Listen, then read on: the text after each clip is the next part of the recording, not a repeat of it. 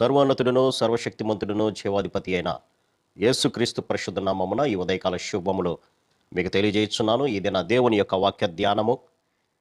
పట్టణమును పట్టుకొని వానికంటే తన మనస్సును స్వాధీనపరచుకున్నవాడు శ్రేష్ఠుడు. సామెతల గ్రంథము 16వ అధ్యాయము 32వ వచనము. అవును ప్రియులారా, పట్టణాన్ని పట్టుకునేటువంటి వాడికన్నా, అనగా జయించేటువంటి వాడికన్నా తన యొక్క మనస్సును జయించేటువంటి వాడే శ్రేష్ఠుడు. అసలు మనసు అంటే ఏంటి, దాని యొక్క పని ఏంటి అని కనుక ఆలోచన చేస్తే, మనసు చేసేటువంటి పని ఏంటంటే మనలో భావోద్వేగాలను, అనుభూతులను, కోరికలను కలిగించేదే ఈ యొక్క మనస్సు. ఒక మనిషి యొక్క భావాలు కానివ్వండి, అనుభూతులు కానివ్వండి, అభిప్రాయాలు కానివ్వండి, కలుగుతున్నాయి అంటే వారి యొక్క మనస్సే దానికి కారణము. మనసు ఆలోచించేటువంటి విధానం మీదే ఇవన్నీ కూడా ఆధారపడి ఉంటాయి. మనసు అనేది ఒక మనిషి యొక్క ప్రవర్తనను కానివ్వండి, నడవడికను కానివ్వండి తెలియపరిచేదే మనస్సు. కాబట్టి ఈ యొక్క మనస్సు అనేది ఎవరైతే స్వాధీనంలో ఉంచుకుంటారో వారు శ్రేష్ఠులు అని వాక్యం సెలవిస్తుంది. ఈ మనస్సును గురించి చెప్పాలంటే ఇంకొక రకంగా కూడా హృదయం అని కూడా చెప్పొచ్చు.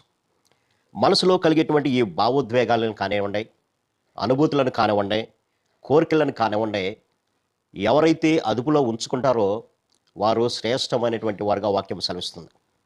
కానీ చాలామంది తమ యొక్క మనస్సును అణుచుకోలేకపోతున్నారు, అనగా అదుపులో ఉంచుకోలేనటువంటి స్థితిలో ఉంటున్నారు. దావీదు భక్తుని గనక మనం గమనించినప్పుడు, దావీదు దేవునికి హృదయానుసారుడిగా పిలువబడ్డాడు. దేవుని మీద అచంచలమైనటువంటి విశ్వాసము కలిగినటువంటి వాడిగా ఉంటున్నాడు.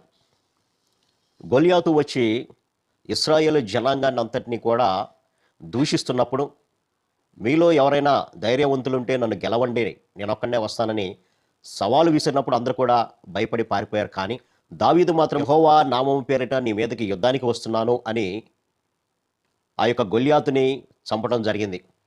ఎటువంటి ఆయుధాలు కూడా లేకుండా చిన్న వడిసెలను, అందులో రాళ్లను తీసుకొని ఒకే ఒక రాయి ద్వారా ఆ యొక్క గొల్యాతుని చంపడం జరిగింది. గొల్యాతుని ఒకే ఒక రాయి చేత చంపడానికి కారణం ఏంటంటే, అతడు సంపూర్తిగా దేవుని మీద ఆధారపడినటువంటి వాడిగా ఉంటున్నాడు.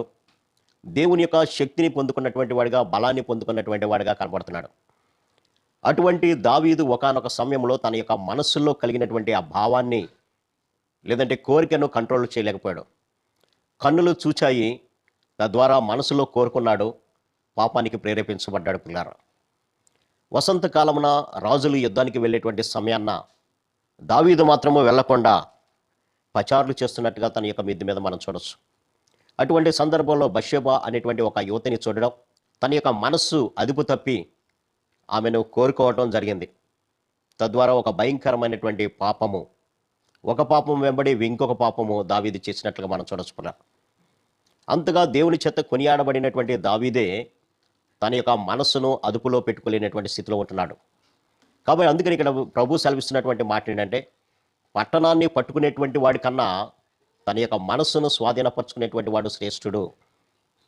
కాబట్టి మనస్సుని అదుపులో ఉంచుకోవాలంటే అనునిత్యము కూడా దేవుని యొక్క వాక్యం చేత మన హృదయం నింపబడాలి. ఈ యొక్క శరీరంలో మనం ఉన్నంత వరకు కూడా చాలా జాగ్రత్తగా జీవించాల్సినటువంటి అవసరత ఉంది అని ప్రభు ఇక్కడ హెచ్చరిక చేస్తున్నాడు. కాబట్టి దావీదు లాంటి వాడే తన యొక్క మనస్సు ద్వారా ఏ విధంగా అయితే పడిపోయాడో, అలాగా మనం కూడా ఈ లోకాశల చేత అనేక సార్లు పడిపోతూ ఉంటాం లోకాశల్లో. కానీ దానిని జయించగలగాలి అని అంటే దేవుని చేత మనం నడిపించబడాలి. ప్రియులారా, ఎప్పుడైతే నడిపించబడతామో మన యొక్క మనస్సులను, దాంట్లో కలిగేటువంటి భావోద్వేగాలను, దాంట్లో కలిగేటువంటి కోరికలను జయించగలుగుతాం. ప్రియులారా, కాబట్టి ఏదైనా వాక్య ధ్యానం ద్వారా మన యొక్క మనస్సు అనేక రకాలైనటువంటి కోరికలను కలిగిస్తున్నప్పుడు అది దేవుని యొక్క వాక్యానికి విరుద్ధమైనదా, లేదా దేవుని వాక్యానికి అనుగుణంగా ఉందా అని అనునిత్యము కూడా వాక్యంతో పరిశీలన చేసుకొని మనసు చెప్పినటువంటి ప్రకారం జీవించిన వాడే శ్రేష్ఠుడు అవుతాడు. కాబట్టి ఏదైనా వాక్య ధ్యానం ద్వారా అనుదినము దేవుని వాక్యపు వెలుగులో మన జీవితాన్ని పరిశీలన చేసుకుందాం. దేవునికి ఆయాస్కరమైనటువంటి ఆలోచనలు, కోరికలు కలిగినట్లయితే దానిని తీసివేయమని ప్రభు సన్నిధిలో వేడుకుందాం. తద్వారా దేవుడిచ్చేటువంటి నిత్యమైనటువంటి రాజ్యాన్ని చేరదాం. అట్టి కృపా పరిశుద్ధాత్మ దేవుడు మనందరూ దయచేయను గాక. ఆమేన్. ప్రార్థన. సర్వశక్తుడా, ప్రేమ గల మా తండ్రి, ఎవడైతే తన యొక్క మనసును అదుపులో పెట్టుకుంటాడో వాడు శ్రేష్ఠుడు అంటున్నావు ప్రభు. అందుని బట్టి మీకు వందనాలు తండ్రి.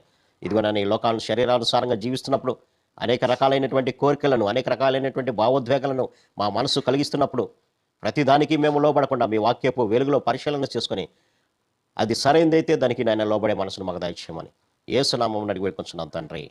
ఆమేన్. God bless you.